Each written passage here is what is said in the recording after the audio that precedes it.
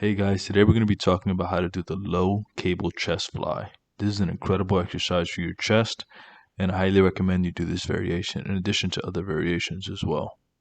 First thing you're going to want to do is set up your cable. I would keep it actually pretty high, maybe all the way at the top, but if you're like shorter, then obviously just put it down a couple notches. See what feels comfortable. Then you want to adjust the weight.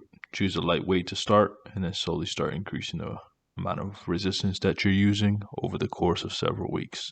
Every 2 weeks, go up a little bit. Once you're in position, take a slight step forward. You don't want to be directly next to the machine. You want the pulleys to actually pull your arms back slightly. That's going to give you a good stretch.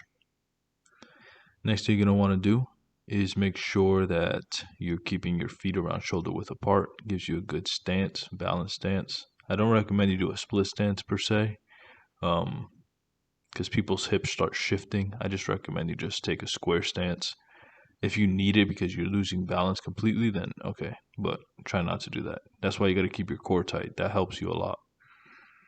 Once you take that little step forward, you're going to make sure that your arms are coming out to the sides, like wide. You don't want to be necessarily bending your elbows too much when you do this, because if you start doing that, you're going to realize like you're not going to feel it much. The stretch is going to be minimal because the cables are too far away for you to have your arms bent comfortably.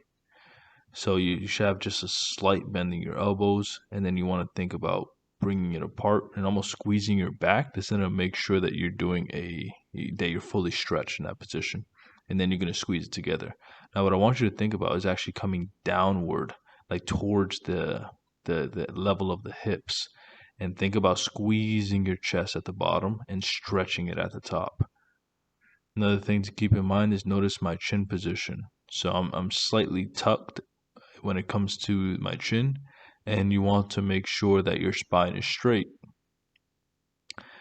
You can have a slight forward chest lean or torso lean, but don't make it excessive. Like your chest shouldn't be touching the floor. If you do that, then you're basically doing like a normal chest fly.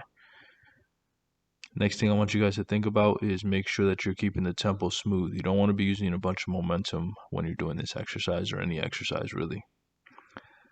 Also, half reps. Here's some common mistakes. Don't do half reps. Don't bend your elbows too much.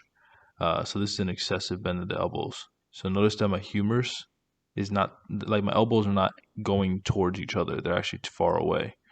And again, don't do half reps at the bottom or the top, and make sure that you take the step forward. You should not be taking a step back. You're not going to feel this much.